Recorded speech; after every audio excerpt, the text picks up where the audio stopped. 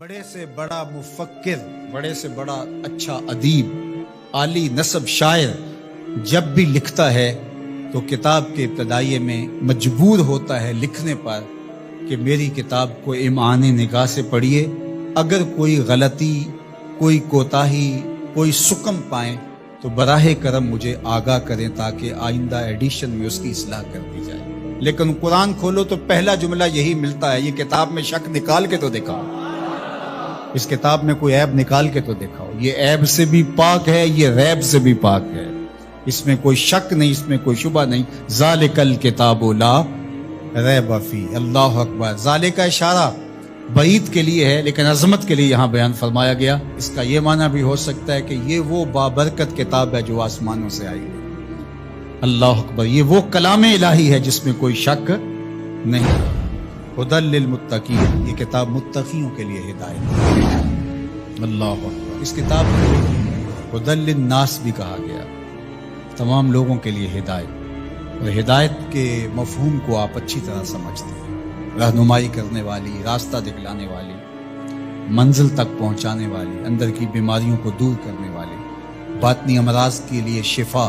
یہ کتاب ہدایت ہے، نور ہے، روشنی ہے، اور آسمانی تحفہ ہے جو حضرت انسان کو عطا کیا گیا، ہمارے دکھوں کا مداوا ہے، ہمارے دردوں کا علاج ہے، ہماری زندگی کو خوبصورت اسلوب دینے کے لیے یہ کتاب نازل ہوئی ہے، طریقہ حیات ہے ہمارے لیے، یہ منشور زندگی ہے۔ اس کتاب کے ساتھ ہمارا جڑنا ہمارے لیے اللہ کی قربت کا سبب و ذریعہ بن سکتا ہے۔ تو کہا ہدی للمتقین، یہ ہدایت ہے کن کے لیے؟ للمتقین، متقیوں کے لیے، اللہ سے ڈرنے والوں کے لیے۔ متقی وہ ہے جو وہاں پایا جائے جہاں اللہ اسے دیکھنا چاہتا ہے، اور وہاں نہ پایا جائے جہاں اللہ اسے نہیں دیکھنا چاہتا۔ علماء نے تقوی کے درجے بیان فرمائے، شرک سے بچنا ایک صورت ہے تقوی، کبیرہ گناہوں سے بچنا یہ بھی تقوی ہے، مختلف لوگوں کے مختلف درجے، صغیرہ گناہوں سے بچنا یہ بھی تقوی ہے۔ جتنا منصب بڑا ہوگا اتنا تقوی کا معیار بھی اس کو اتنا بڑا رکھنا پڑے گا۔ امام اعظم علیہ رحمہ، آپ کسی سے قرض لینا تھا تو دروازے کو دستک دے کے آ کے گلی میں دھوپ میں کھڑے ہو گئے، تو کسی نے کہا حضرت دیوار کا سایہ پڑ رہا ہے تو آپ یہیں کھڑے ہو جائیں۔ کہا مقروض سے نفع حاصل کرنا یہی سود ہوتا ہے، تو میں اس ڈر سے سائے میں نہیں کھڑا ہو رہا کہ یہ کہیں مبادہ سود نہ بن جائے۔ تو مختلف لوگوں کا مختلف تقوی ہوتا ہے، اللہ اکبر۔ تو شرک سے بچنا عام لوگوں کا تقوی یہ ہے، کبیرہ گناہوں سے بچنا تقوی کی یہ صورت ہے، صغائر سے بچنا یہ بھی ایک صورت ہے، لیکن ہر وہ شے جو خدا سے غافل کر سکتی ہو اس سے بھی بچنا یہ اللہ والوں کا تقوی ہے۔ تو اتقاء کا نور جو رکھنے والے ہیں قرآن، اس کے لیے ہدایت ہے۔ یہاں ایک سوال کھڑا ہوا، وہ یہ کہ قرآن نے ایک دوسرے مقام پہ فرمایا ہدی للناس، یہ قرآن ہدایت ہے لوگوں کے لیے، اور یہاں فرمایا متقیوں کے لیے ہدایت ہے۔ تو جو قرآن متقیوں کے لیے ہدایت ہے تو پھر لوگوں کے لیے جو ہدایت کہا گیا اس میں کیا فرق ہوا؟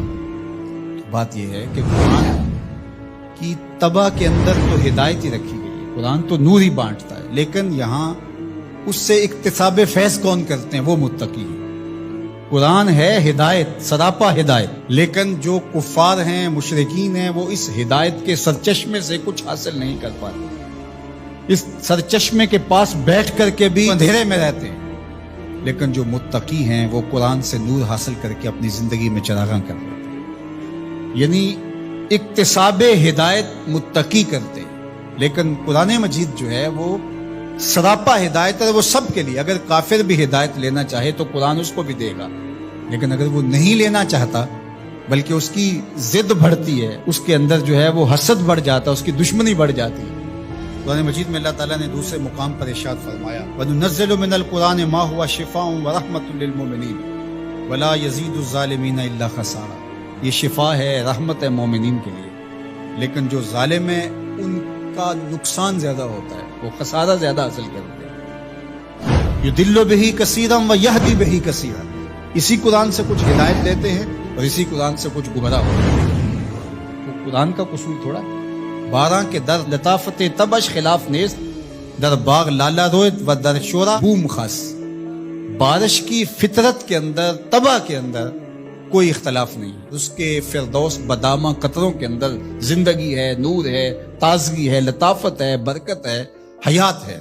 لیکن وہی بارش جب باغ میں برستی ہے تو لالا کے پھول پھوٹتے ہیں، گلاب مہکتے ہیں، کلیاں چٹکتی ہیں، یاسمین، نسرین، نسترن اور چمبیلی کے پھول بہار دیتے ہیں. اور وہی بارش جب گندگی کے ڈھیر پہ برستی ہے تو تعفن پھیلتا ہے، بدبو پھیلتا ہے. تو اب قصور بارش کا ہوا یا اس گندگی کے اندر چھپی ہوئی غلاظت کا؟ اس لیے قرآن ہے شفا، سراسر شفا ہے، سراسر نور ہے، سراسر روشنی ہے. لیکن اس کے لیے کیسے ہوگا جس کے اندر کفر کی بدی چھپی ہوئی ہے اور وہ جس سے روشنی لینا ہی نہیں چاہ رہا.